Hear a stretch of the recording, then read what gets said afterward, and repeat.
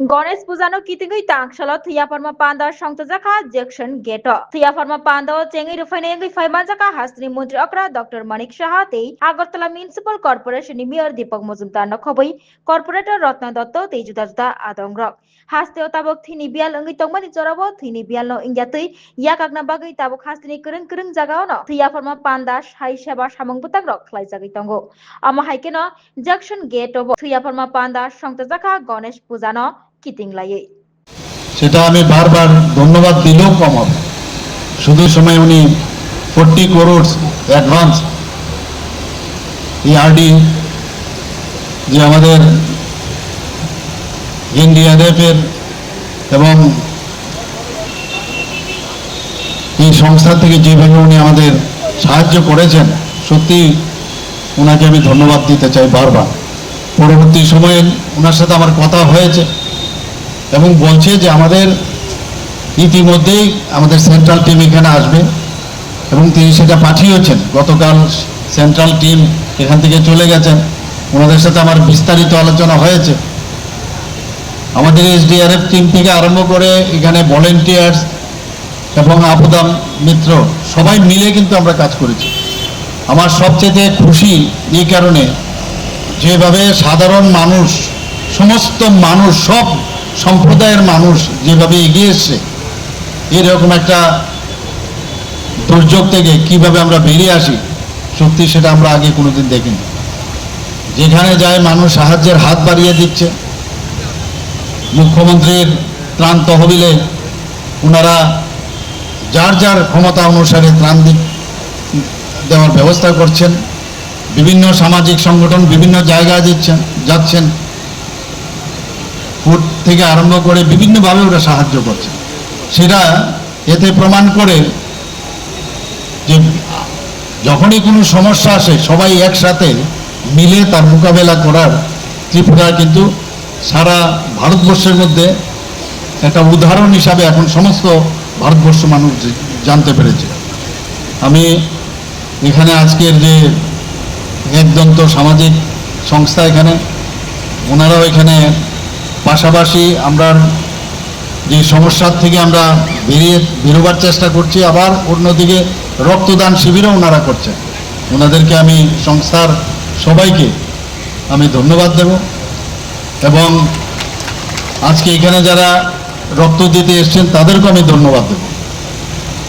এবং এই রক্তদানের মাধ্যমে যারা এখনো রক্তদানের সুস্বাস্থ্যের অধিকারী, তারপরেও যারা রক্ত দিতে এখনো কনফিউশন আছেন, তাদের আমি আশা করি যে উদ্বুদ্ধ করবে।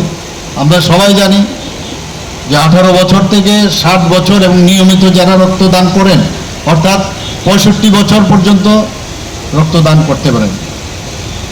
রক্তদানে এগিয়ে আসলে নিজের স্বাস্থ্য সম্পর্কে মানুষ জানতে পারে। কারণ রক্তদানের আগে যারা এখানে ডাক্তারবাবুরা এসছেন, প্যারামেডিক্সরা যারা এসছেন, তারা কিন্তু যিনি রক্ত দেবেন তারও কিন্তু স্বাস্থ্য পরীক্ষা করে। তো অনেক সময় এই পরীক্ষার মাধ্যমে নিজের কি সমস্যা আছে সেটাও জানতে পারে।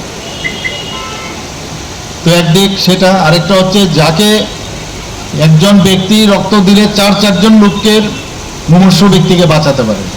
আগে সেই সবের ব্যবস্থা ছিল না, পুরো ব্লাডে দিতে হতো। এখন যদি কারোর আরবিসির দরকার সেটা আলাদা করা যায়, প্লেটলেটস দরকার আলাদা করা যায়, প্লাজমা সেটা আলাদা করা যায়, ডাব্লিউবিসি আলাদা করা যায়। অর্থাৎ যখন যে জিনিসটা দরকার সেটাকে সেপারেট করে হোল ব্লাড দেওয়ার দরকার পড়ে না। আমরা জানি যে আমাদের মাত্র 4টা ব্লাড গ্রুপ আছে, কিন্তু প্রকৃত অর্থে আমাদের 8টা গ্রুপ আছে। আমাদের সমস্ত মানুষের মধ্যে 8টা গ্রুপ। আমরা জানি negative, positive, RH negative, RH positive. তো সেই দিকে আমরা চিন্তা করলে আমাদের 4 গ্রুপকে যদি আমরা ডাবল করি তাহলে আমাদের হয় 8টা গ্রুপ। তো নেগেটিভ ব্লাডের গ্রুপের সংখ্যা কিন্তু খুব কম। সমাজে মানুষের যদি পার্সেন্টেজ দেখা যায়, মাইনাস যে নেগেটিভ ব্লাড সেটা কিন্তু অনেক কম, মানে 15% টোটাল পপুলেশনের 15% নেগেটিভ ব্লাড। তো ব্লাড ব্যাংকে যদি ব্লাড থাকে মজুদ থাকে, আবার বেশি রক্ত যদি থাকে তাহলে মুশকিল, আবার কারণ ব্লাডও বেশি দিন রাখা যায় না।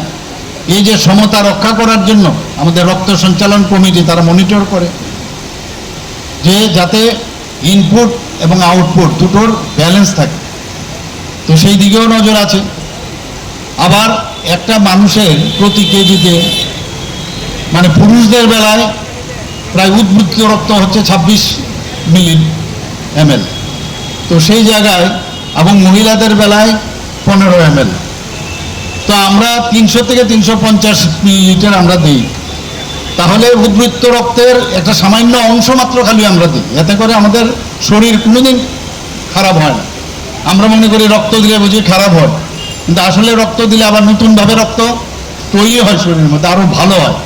যারা প্রেশারের রোগী তাদের জন্য খুবই ভালো যে রক্ত দিলে আরও নতুনভাবে যদি রক্ত হয়, রিজুভিনেট হয়। তো এই ভ্রান্ত ধারণা থাকে অনেকে। আমরা যারা ডাক্তারবাবুরা আছে আমরা জানি যে যখন অস্ত্রোপচার করা হয় তখন হাতের মধ্যে যদি রক্ত যদি হাতের সামনে না থাকে তাহলে অস্ত্রোপচার করাটা খুব সমস্যা হয়। বিভিন্ন ধরনের অপারেশন আছে যেখানে আগের থেকে আমরা বুঝতে পারি এখানে যে রক্তক্ষরণ বেশি হবে, সেখানে অ্যাটলিস্ট 2 ইউনিটস নিয়ে আমাদের অপারেশন করতে